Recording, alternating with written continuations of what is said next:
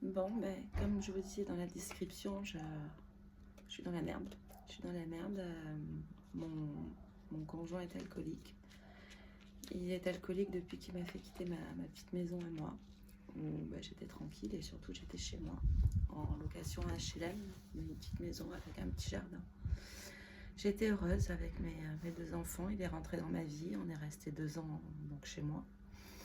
Et il a perdu ses parents, il a eu un gros héritage, et ce qui lui a permis d'acheter une belle grande maison de 150 mètres carrés avec une chambre pour chaque enfant, une salle de bain pour chaque enfant. Donc écoutez, tout se passait bien. Je suis partie de chez moi, je l'ai suivi. Oh, on n'était pas bien loin, c'était à 1 kilomètre. Et puis là, la déchéance a commencé. Il a commencé à boire un peu plus chaque jour. Jusqu'à ce que je m'en aperçoive vraiment il y a un an et demi, où c'est devenu presque tous les jours. Donc j'ai essayé de lui parler, j'ai essayé de l'accompagner, de faire ce qu'il fallait. Et puis ça s'est enchaîné très vite, ou même ça a pris le dessus sur son travail, alors que son travail c'est sa vie. Donc ça m'a inquiétée et j'ai vraiment fait toutes les démarches pour qu'il s'en sorte. Donc j'ai contacté un addictologue. Non, d'abord j'ai appelé les pompiers. J'ai appelé les pompiers parce qu'il était tombé à la maison et j'arrivais pas à le relever. Il saignait partout, il s'était tout pété. Donc de là, je pensais qu'il avait eu un électrochoc et du coup, la machine a été un peu lancée, addictologue.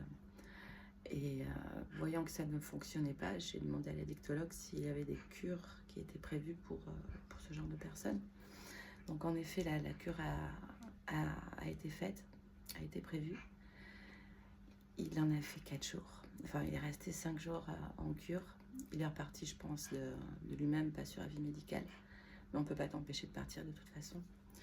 Donc il est resté 4 jours sobre. Au bout du 5e, il s'est remis à boire.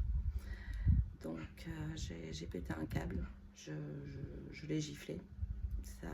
C'est sorti comme ça. Il me l'a rendu et il m'a bien écorché partout au bras parce que je lui avais pris son ordinateur. Donc de là, j'ai été porter plainte. J'ai été entendue par la police, bien entendu.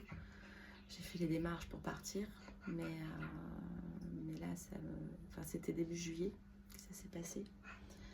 Et là, dimanche, il m'a dit que j'avais jusqu'au 1er septembre pour partir. Donc, comme c'était déjà prévu que je parte, j'accélère la machine. J'ai loué un box sur la teste pour pouvoir y mettre mes affaires. Le seul souci, c'est que je ne sais pas où me mettre le 1er septembre avec mes enfants. Oui, j'ai mes parents qui ont une chambre. Donc, on est 2, plus eux, ça fait 5. Je suis dans la merde.